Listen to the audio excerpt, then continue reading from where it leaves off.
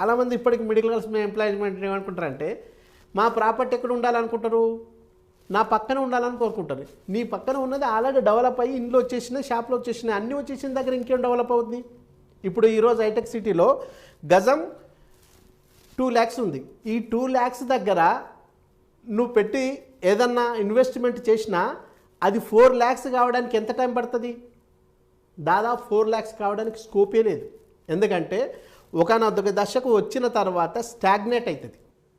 అదే తెలివిగల వాళ్ళు ఏం చేస్తారు, ఏమి డెవలప్ లేని చోట, బాగా డెవలప్ అయ్యేదానికి అవకాశం ఉన్న చోట గుర్తించి తీసుకుంటారు. కాబట్టి తక్కువ పెట్టుబడి పెట్టి ఎక్కువ లాభాలు ఆర్జించి వాళ్ళు కోటీశ్వరులు అవుతారు.